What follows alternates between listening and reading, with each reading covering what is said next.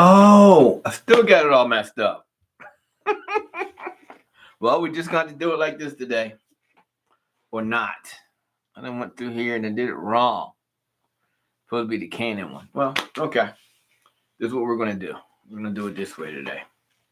I messed it up once already, twice.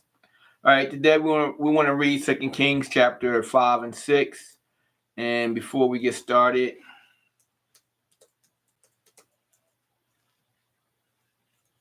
let's see what's going on in our area this day. It's 4 p.m. here in Nevada, Nevada.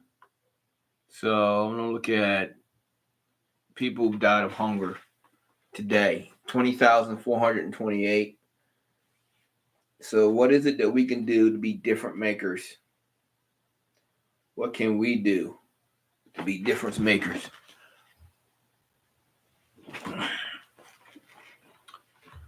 So I have a lot of answers, but you pray and ask the Lord. He'll give you an answer.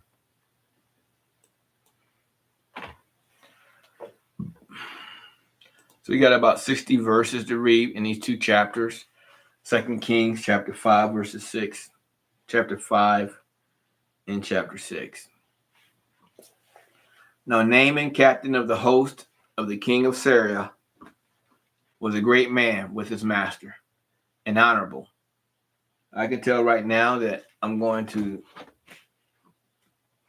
throat's going to be dry. One moment.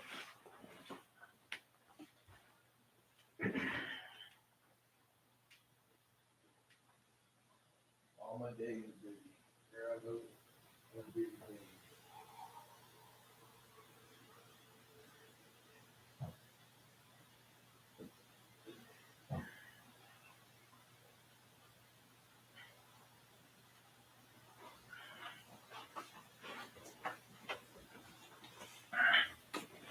Let's try it again. Now Naaman, captain of the host of the king of Syria, was a great man with his master and honorable, because by him the Lord had given deliverance unto Syria.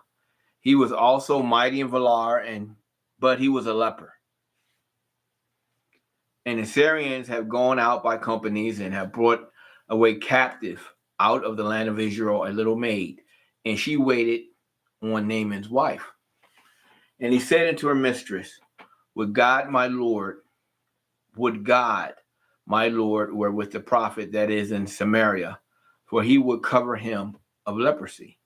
So let me look at this. And he said unto her mistress, and she said unto her mistress, Would God, my Lord, were with the prophet that is in Samaria, for he would recover him of leprosy.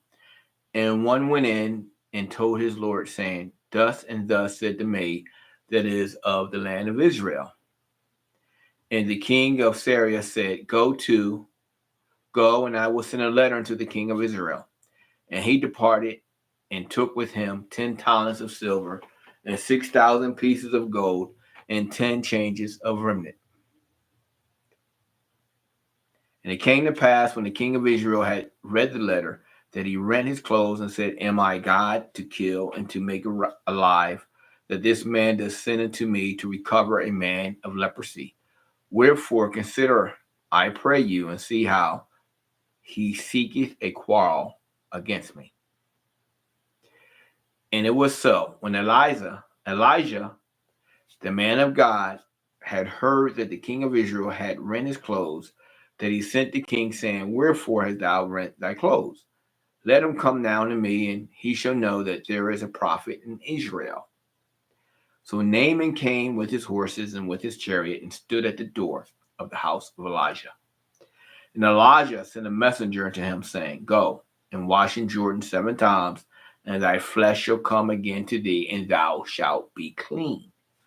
But Naaman was wroth, and went away, and said, Behold, I thought he would surely come out to me, and stand, and call on the name of the Lord his God, and strike his hand over the place, and recover the leper. Are not Abana and Pharpar, rivers of Damascus, better than all the waters of Israel? May I not wash in them and be clean? So he turned and went away in rage. So when I'm reading this, he's told that this is what you need to do. You need to go do this, and you be cleansed. You coming and you're asking for something, but yet at the same time, it seems as if he's coming with arrogance, right? It's like you're telling me to clean in a dirty area, and you're saying that you're too good to come out and talk to me. You're too good to come and interact with who I am. So this is what I see when I read this.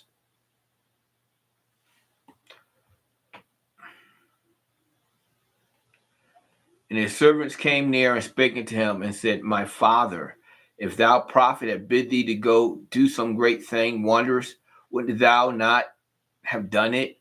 How much rather than when he said to do thee, wash and be clean, right? And when I read this, I think about a New Bible verse when it says it's easier for a man to go through through the eye of a needle, right? So, as opposed to getting to heaven, so he has to humble himself. So when we come to God, we have to humble ourselves. Yes, we can come boldly to the throne of God, but we still have to humble ourselves in interacting with God and asking for something, because what God sees and what we see are two different things. So we have to let ourselves go and do what God will have us do. There are certain things that people will not preach in certain areas of the country, of the world. May it be for whatever reasons, right? Maybe they feel they're too good for it. Maybe they feel that they don't have a need to go down there, or I say up there, because I want to put everybody on the same level, right? Um, or maybe they felt like they put their dues in. With God, you always are going to surrender yourself to Him. Look what Jesus Christ did. He didn't have to come down here and die for us. He didn't have to go on a cross and die for our sins. He did nothing wrong, right? So look what He did. Look at the sacrifices that He made and how He humbled Himself.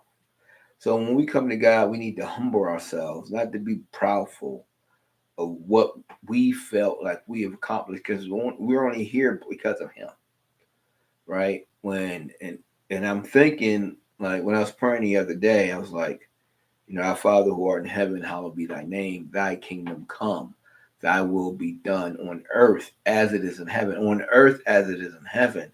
So if we ask the Lord to work His will through us as it will be done in heaven, you're basically, if you choose to do such a prayer, think about what you have to give up. You have to give up yourself, or what you want, the things you want to have control of, the little things that's in your life that you don't want to give up, because you're basically surrendering and ask the Lord to what the things that He will have done in heaven to work those things to you. So you're basically at His mercy. But most people won't say that prayer because it is a heavy prayer. It's heavy. That part of the prayer is heavy if you want to request the Lord to work His work through you as He would in heaven. So heaven is pure. I'm not pure. There's nothing pure about me. I got bad attitude, right? Things I don't take stuff, right? If I see something wrong, I'm gonna let you know. I'm gonna try to be as tactful as I can about it. I'm gonna tarry about it. I'm gonna take my time. I'm gonna give you a chance to change. But if you don't change, I'm gonna let you know, right? And rightfully so, I have every right to do so. But when you're doing things on God's terms, it's different.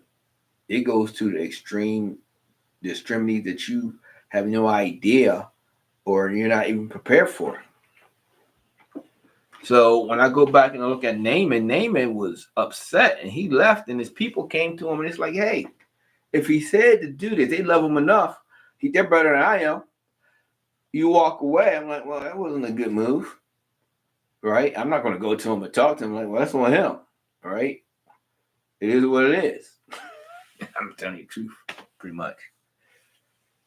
But they have other people that think enough about him and love him enough that they're going to come and they're going to talk to him about what can be as opposed to what is.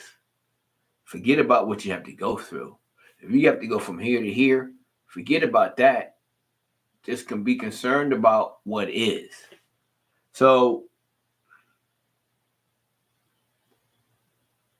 and I read verse 13 again on 2 Kings chapter 5. And his servants came near and spake unto him and said, My father, if the prophet had bid thee to do some great thing, wouldn't thou not have done it? How much rather then when he saith to thee, Wash and be clean? If he came to you and told you to do it, would have been a problem. But just do it. He said to go do it. God might have told Elijah, don't go anywhere. Just do it like this. But this is what we learned. Our arrogance and how dare he? And he returned to the man of God. He and all his company. That's a lot of love. Man got leprosy. That's like, dude, we don't want to be around this guy. And came and stood before him, and he said, Behold, now I know that there is no God in all the earth, but in Israel. Now therefore I pray thee, take a blessing of thy servant. But he said, As the Lord liveth, before whom I stand, I will receive none. And he urged him to take it, but he refused. And Naaman said, Shall there not? And Naaman said, Shall there not then, I pray thee, be given to thy servant 2 mules, burden of the earth? For thy servant will henceforth offer neither burnt offering nor sacrifice unto other gods, but unto the Lord. And in this thing the Lord pardoned thy servant, that when my master goeth into the house of Rimmon to worship there, and he leaneth on mine hand, and I bow myself in the house of Raymond, when I bow down myself in the house of Ramon, the Lord pardon thy servant in his thing. And he said unto him, Go in peace. So he departed from him a little way. But Gehazi, the servant of Elijah, the man of God, said, Behold, my master hath spared Naaman this Syrian, and not receiving at his hands that which he brought. But as the Lord liveth, I will run after him and take somewhat of him. So Gehazi followed after Naaman. And when Naaman saw him running after him, he lightened down from the chariot to meet him and said, Is all well? And he said, All is well. My master hath sent me, saying, Behold, even now there be come to me from Mount Ephraim 2 young men of the sons of the prophets. Give them, I pray thee, a talent of silver and 2 changes of garments. And Naaman said, Be content, take 2 talents. And he urged him and bounced 2 talents of silver in 2 bags with 2 changes of garments, and laid them upon 2 of his servants, and they bare them before him. And when he came to the tower, he took them from their hand and bestowed them in the house, and let the men go, and they departed. But he went in and stood before his master. And Elijah said unto him, Whence comest thou, Gehazi? And he said, Thy servant went no whither.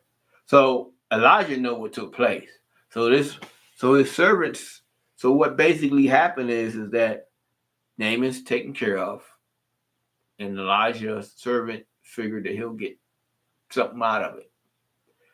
But then Elijah, when he runs back to Elijah said, Where you been at? What you been doing? Oh, nothing. Thy servant went no whither, so I didn't go anywhere.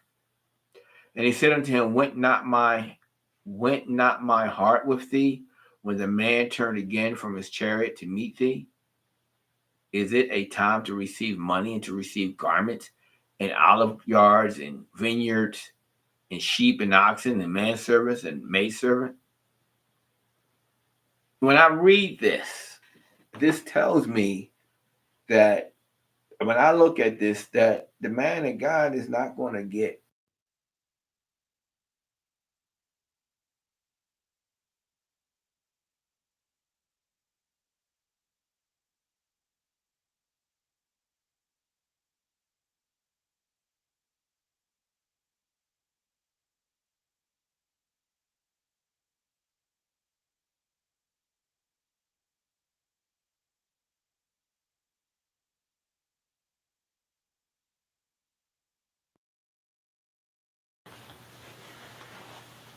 The man of God should not be getting services for his money. Yeah, he's worthy of his hire.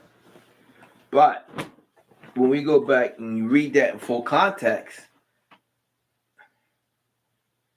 you're talking about they were getting food, they're being taken care of for their certain needs, shelter, place to stay. It's a difference.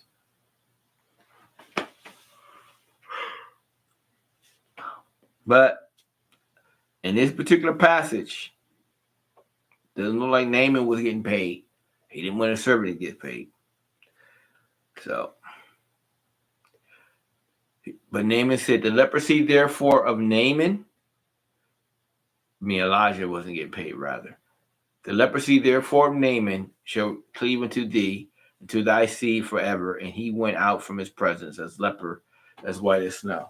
Now, I hate when I read stuff like that and racism comes into it. And people say, well, this is why this group of people like this is because of this situation right here. Right? Just so many lies. So many lies.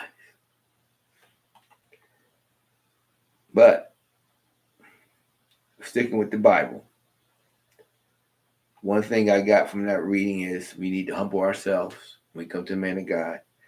His people around him show compassion on him. Naaman.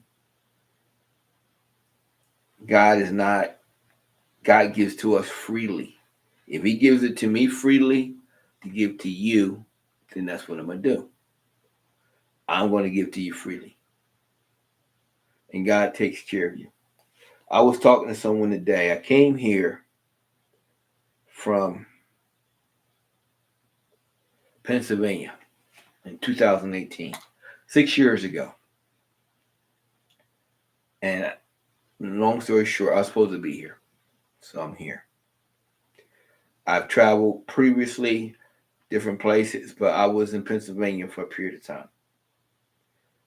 And for me, and as much as I love my place of birth, I made to stretch my legs a little bit, or else I felt like I was suffocating. When I came here, the job I was supposed to get wasn't available. So I took another position. And then now I look back over 6 years. The Lord said, this is where you're supposed to be. He makes things right and better. So sometimes always go with God, and you don't know where it's going to end sometimes. But go in faith. You don't know the situation when things don't go right if they don't change for you. And there's still a lot to happen for me, as I believe it is. And one day he's going to take me home just like that. But I'm going to always plan accordingly. I look at there's a picture of Einstein's desk. I don't know if I still have the picture. He had like a bunch of stuff on his desk. That was the day he died. He had plans, but God had plans too.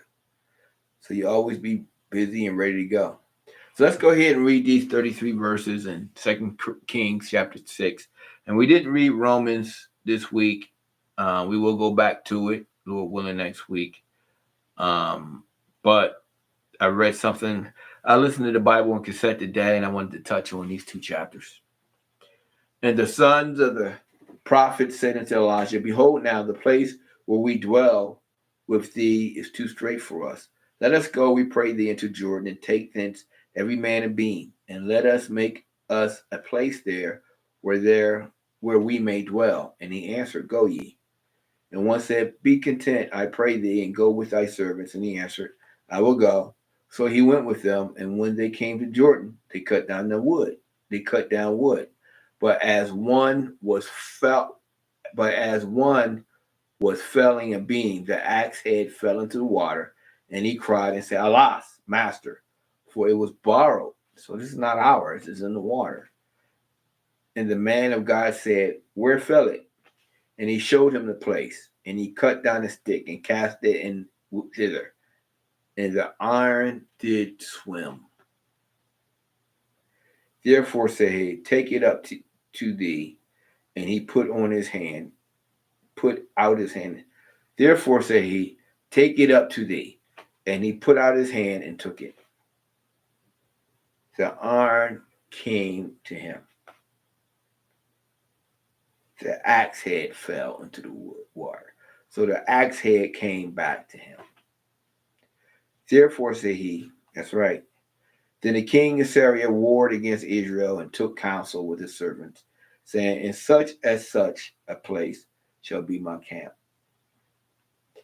And the man of God sent unto the king of Israel, saying, beware, thou pass not such a place, for thither the Syrians are come down.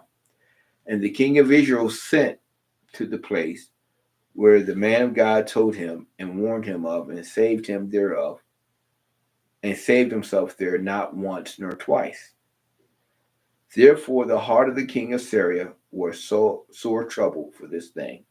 And he called his servants and said unto them, will you not show me which of us is for the king of Israel? And one of the servants said, none, my lord, O king, but Elijah the prophet that is in Israel telleth the king of Israel the words that thou speakest in my bedchamber. And he said, go and spy where he is, that I may send and fetch him. And it was told him, saying, behold, he is in Dothan. Therefore sent he thither horses and chariots and a great host. And they came by night and compassed the city about. And when the servant of the man of God was risen early and gone forth, behold, and had compassed the city both with horses and chariots, and his servant said unto him, alas, my master, how shall we do?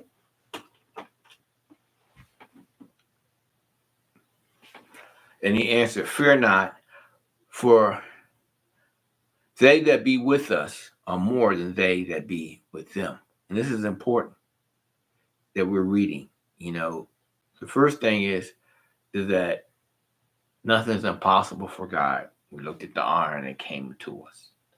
Now he's in a situation with a king, and he's being surrounded, or he's being encamped. But he keeps the faith. And he says, fear not. And sometimes when things look difficult or bad, there's a problem. I got a thing with a lawyer from a few years ago, and I'm really thinking about how I'm going to deal with it. I may not. I'm praying about it. I don't know how I'm going to deal with it when I say this. But I may see if I can take him in front of an ethics board. Why? Because he did something he wasn't supposed to do, and the judge even said it.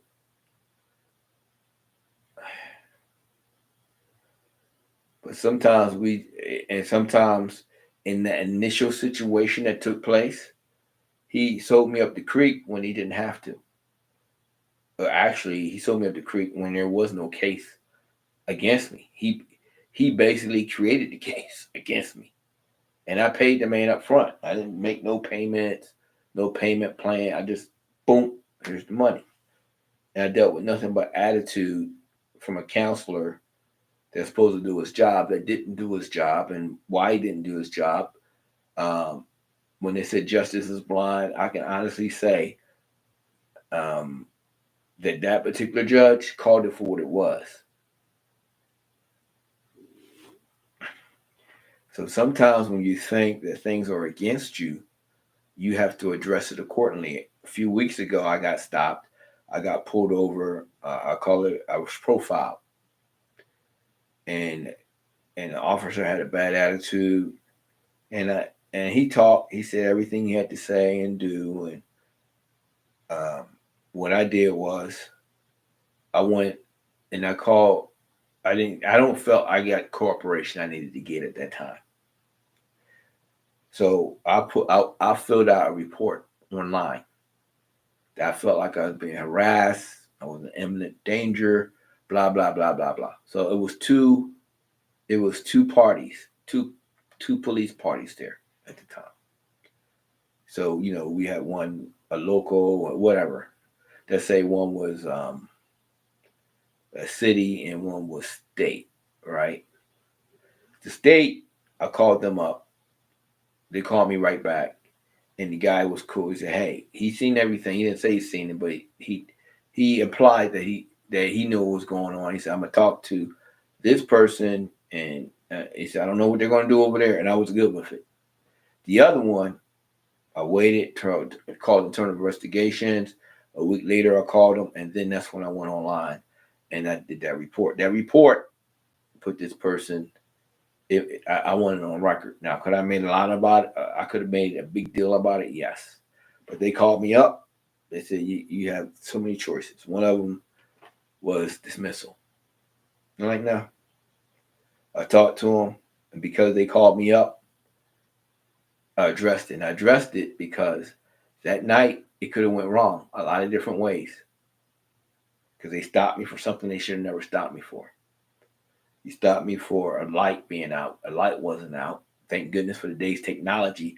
They went back and they looked at it, and they can prove that the light was out. And they also said that this guy was out of character in his language, which I don't have a problem with truth being told.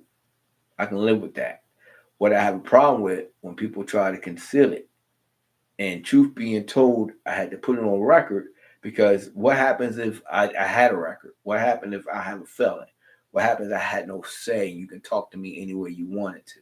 What happened if I would have stopped earlier in a dead spot where there's no reception back there and there's nothing but lights, right?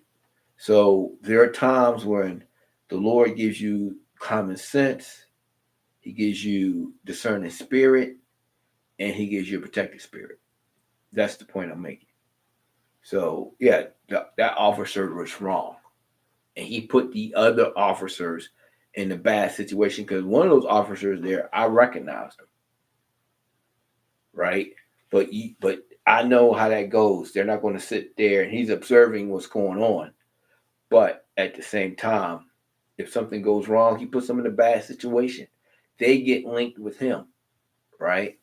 Now with the officer Young, yeah, but it's on his record. It's on his record. So if something like that happens again, a complaint comes in again, yeah, this is better than what could have happened to him.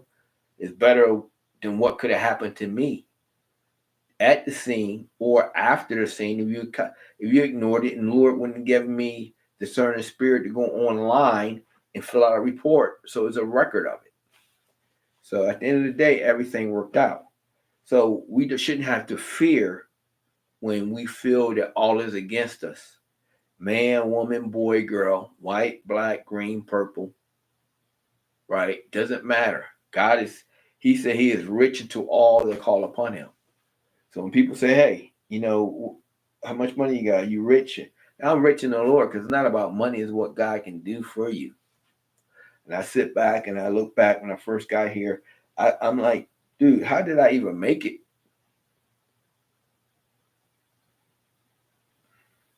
Other than with God. And look back when I got my daughter, I'm like, I wasn't making a lot of money. I was working 2 jobs. But you go back and I look at it, it's like, wow, I wouldn't think like that. Only my steps were just trusting God every step and just giving it to the Lord.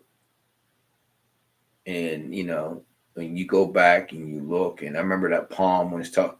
It was a poem out when I was young, when there was 2 steps, two pair of steps you walk together, and then there's one set of steps going by itself along the sand, and then you ask the Lord about that one set of steps, and He tells you that He was carrying you during the low times in your life in your walk, and that's also real and true.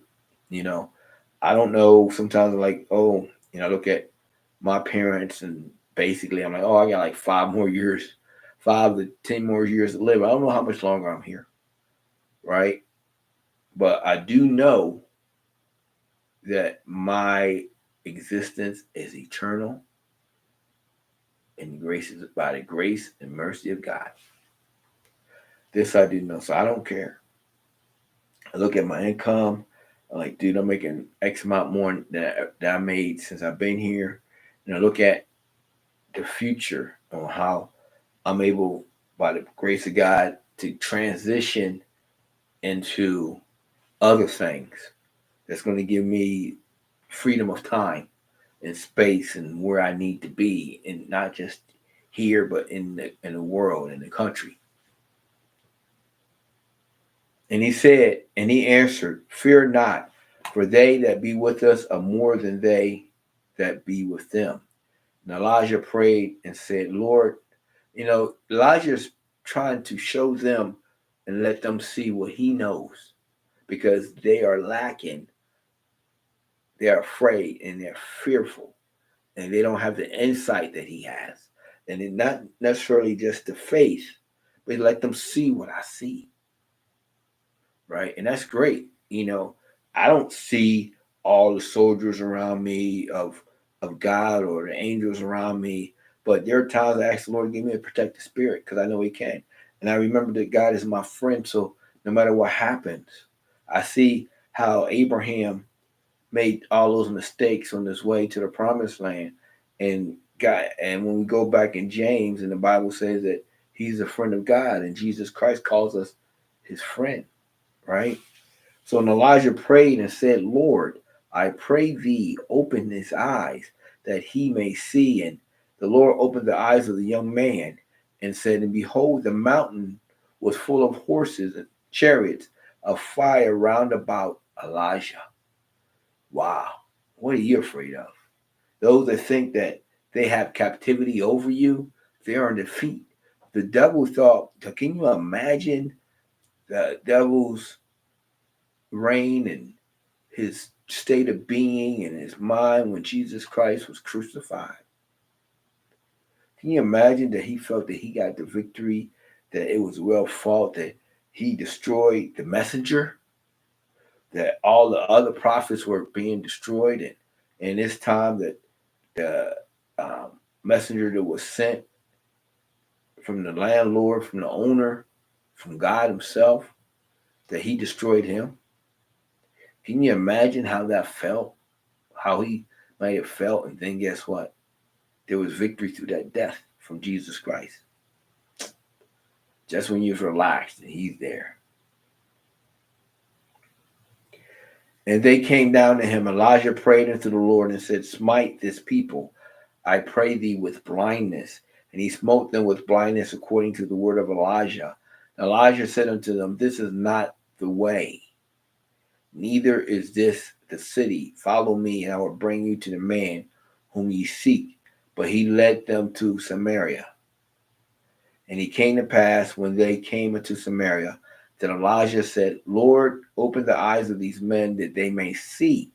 And the Lord opened their eyes, and they saw, and behold, they were in the midst of Samaria. And the king of Israel said unto Elijah, when he saw them, "My father, shall I smite them? Shall I smite them?" And the king of Israel said to Elijah when he saw them, this is what he's saying to Elijah, "My father, shall I smite them? Shall I smite them?" And he answered, "Thou shalt not smite them." Now, this is another lesson in the New Testament. God tells us that we are in a spiritual warfare, so that I am not here battling against this person and this person and this person in the flesh. My game, no matter how they treat us, we're supposed to be fishers of mankind. So therefore, we're supposed to keep them in prayer. We're supposed to pray for them. We're supposed to have compassion on them when grace is needed, when mercy is needed. And it's hard sometimes. And the thing is that the Lord put me in a position, going back to the situation a few weeks ago. And I told him, I said, a few weeks ago, I was livid. I'm talking about the police situation. And I told the internal investigator, I was livid. I said, but, this ain't 2 weeks ago.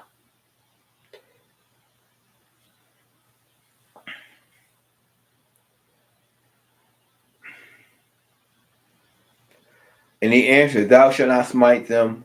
Wouldest thou smite thou those whom thou He answered, Thou shalt not smite them. Wouldest thou smite those whom thou hast captive with thy sword and with thy bow? Set bread and water before them, that they may eat and drink and go to their master. So he brought them there to let them know that they could have been killed any time. And it wasn't a physical warfare that was in. You're dealing with a spiritual warfare. Think about that. You're dealing with a spiritual warfare. They came to do harm, and then they were blinded. So they were humbled. And then he fed them and sent them back to their master. What can he say? Let's go back out and fight? No. When Paul was Saul and he came to kill the kingdom of God, and God spite and to let him know, Saul, Saul, why dost thou prosecute thee? He said, Who art thou, Lord? He said, Jesus. He was blinded. He was humbled. All that fight, you can fight, and you can jump, and you can roar, and you can act a fool, and this and that, and this and that, and act a fool. I want to fight, but you don't know where you're going.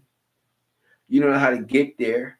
You're on uncommon land, right? There, he was on the road to what? Damascus, right? Somebody got to lead you. So you might be infuriated, but you had time to think. You had time to reflect. You had time to humble. After a while, I don't want. But you're being led. It just breaks you down. And that's our walk to God. It takes us from the old man to the new man. And he prepared great provision for them. And when they had eaten and drunk, he sent them away. And they went to their masters. So the bands of Syria came no more into the land of Israel. That's right. You go somewhere else. I don't know where you're going to go. I don't know what you're going to do, but you ain't coming here. The place you thought you was going to come battle and whatever your heart content was, it changed.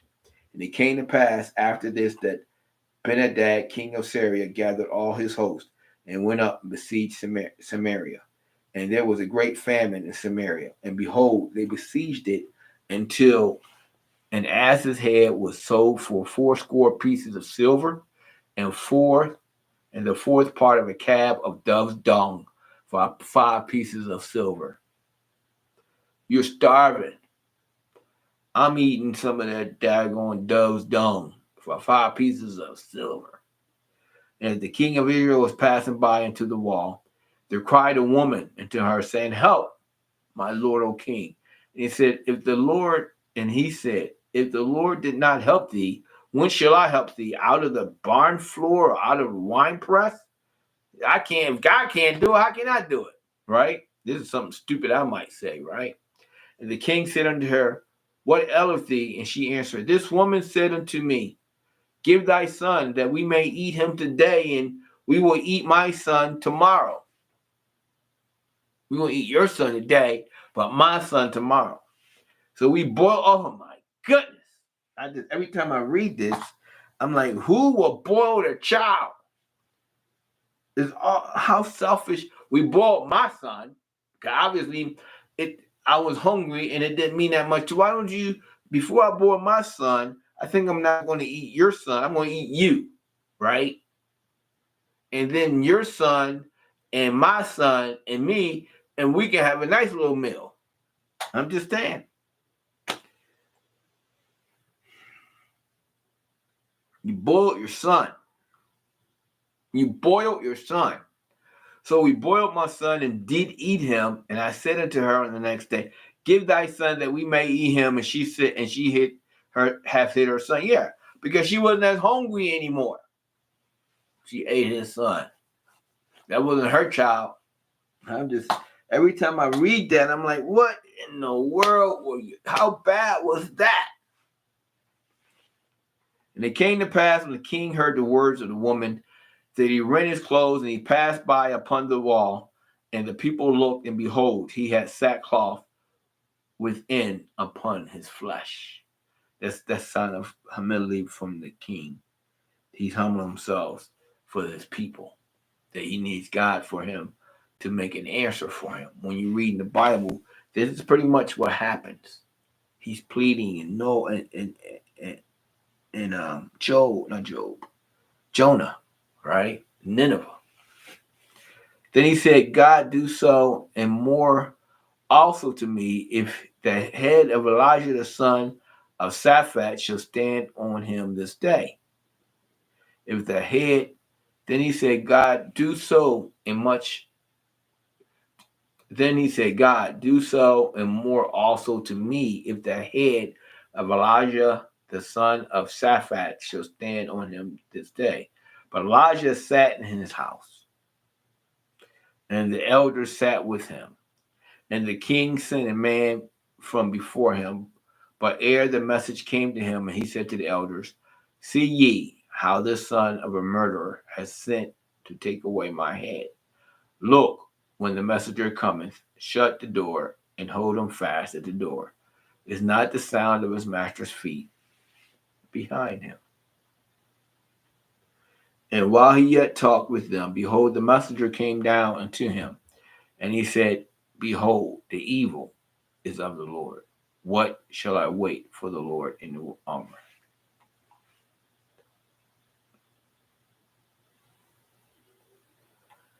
Some good reading.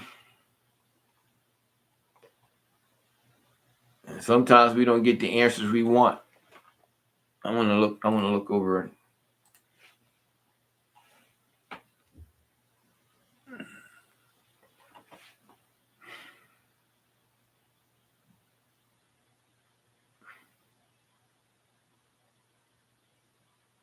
I would suggest to keep reading at least a couple more chapters out.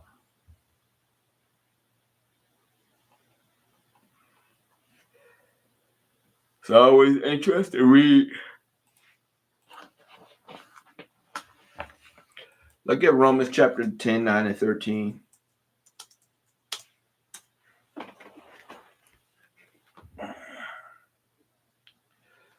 That if thou shalt confess with thy mouth the Lord Jesus, and shalt believe in thine heart that God has raised him from the dead, thou shalt be saved. For with the heart man believeth unto righteousness, and with the mouth confession is made unto salvation. For the scripture saith, whosoever believeth on him shall not be ashamed. For there is no difference between the Jew and the Greek, for the same Lord over all is rich unto all that call upon him. For whosoever shall call upon the name of the Lord shall be saved. Thank you for spending time with me today. Godspeed to next week, Lord willing.